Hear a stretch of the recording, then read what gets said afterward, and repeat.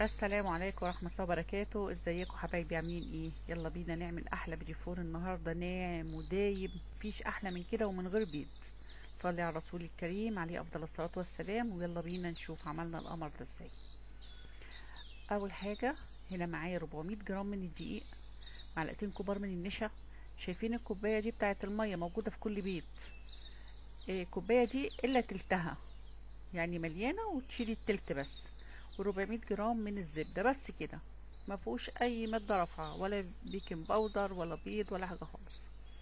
هنا هنحط الزبدة والسكر وهنفضل نضربهم. طبعا كل شوية هتنزليهم كده، لو ما عندكيش مضرب كده، ممكن مضرب بالكهرباء، ممكن بالمضرب اليدوي، بس ايه يعني هتشتغلي شوية فيه لحد اللون ما الزبدة ما يفتح شوية. طبعا انا هنا من ورا الكاميرا يعني فتحت ونزلت تاني، يعني لازم تنزلي الحواف كويس عشان تضرب الزبدة كويس جدا. بعد كده نخلت عليهم 400 جرام من الدقيق، بس انا بصي خليت معلقتين عشان انا مش عارفة، مش ضامنة الدقيق بتاعي شكله ايه، هحتاجه كله ولا لا. ورشة ملح صغيرة، وده معلقتين نشا. انا بقلبهم كده الاول، وبعدين هلاقي ان انا محتاجة بقية الدقيق فهحطه. لكن لازم تخلي شوية دقيق بره معلقتين، عشان دي بيختلف من نوع للتاني.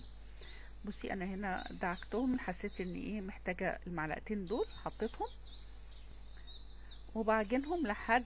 بص انا ايدي وهي بتعجن طبعا العجين لازق في ايدي، اعرف ازاي ان العجينة دي مظبوطة؟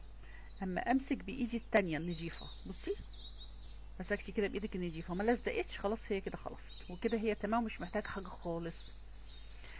حبيتي تشتغلي بكيس حلواني تمام، مفيش اي مشكله، بس انا الاحسن لي ان انا بحب اشتغل بالقمع كده على طول. بيبقى سهل وخفيف عليا. الكيس الحلواني بيبقى تقيل شويه في الشغل، فمحتاج مجهود اكتر من كده. فحبيتي تحطي في كيس حلواني مفيش مشكله خالص، بس انا ده بالنسبه لي اسهل، طول عمري بشتغل كده بالقمع كده على طول. طلعت جميله البيديفوره والله، ولا فرشت ولا حاجه، السكر بتاعها مظبوط جدا، وطلعت مظبوطه 100%. وطلعت معايا كمية وفيرة والله. انا كده خلصت نص المقدار، والنص التاني رحت حاطه عليه معلقة كاكاو.